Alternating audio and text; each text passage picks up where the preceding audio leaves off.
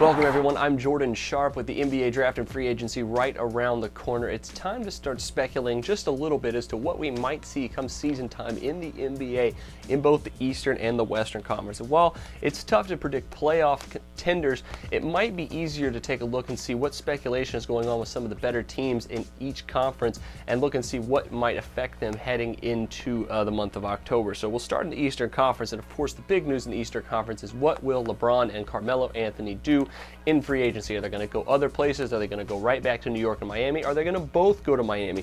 A lot of different things could happen, and I potentially think that the latter might be the way that Pat Riley and LeBron are scheming things here. LeBron opted out to give the Heat the most financial flexibility. Now they can all go to Dwayne Wade and Chris Bosh and say either you guys opt out and take a pay cut, or we're going to force you to go somewhere else, especially Chris Bosh, who is still a very tradable asset. Now, Dwayne Wade might be willing to just take a pay cut, considering his $20 million is the one big thing holding down this payroll from keeping Melo off of the roster. Really going to be interesting to see what he does and what Bosh really opt to do, or whether or not they're going to be forced out of Miami, or they're going to go along with what King James and Pat Riley are scheming here in Miami. So a lot could happen here between now and the draft as well. So keep an eye on the Eastern Conference, because the way it's looking, it really depends on what happens on the LeBron front before we know anything else about the Eastern Conference playoff picture heading into next season. Whatever LeBron and Carmelo do, then we'll know. I think then the NBA odds will also be back on future odds here as well. So keep an eye out for that. But for the Western Conference,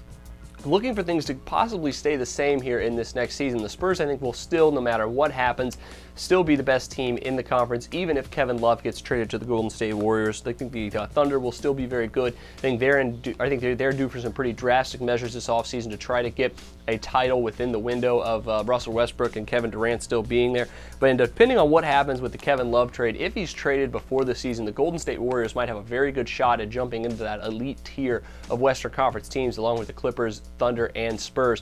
However, I don't know if the Wolves and Flip Saunders are really gunning to get this trade done by the draft. I think they could legitimately wait, try to get a better offer later before the trade deadline in February. Last time a star was traded in James Harden, the Thunder didn't really get a whole lot for him. I think the Wolves are looking at that and not wanting to make the same mistake. So really depending on what happens with that trade and when it happens, the Golden State Warriors could also be a contender next year in the Western Conference. But as opposed to the East, which could really flip-flop and really either be more top-heavy with the Heat or be much more well-rounded, the West, I think, is going to look similar to what it did last year. They're a team like the Dallas Mavericks, the Warriors, the Rockets, teams like that could make a jump. The Blazers could also make another leap after getting to the second round. But overall, I think you're going to see just small adjustments, regressions, and progressions either way for all of these teams. But mainly things are going to stay the same in the West. But that'll do it for my playoff predictions here this offseason. Make sure you check out a couple of my other NBA offseason articles as well, these team previews. Once the NBA odds come back as well, we'll start back previewing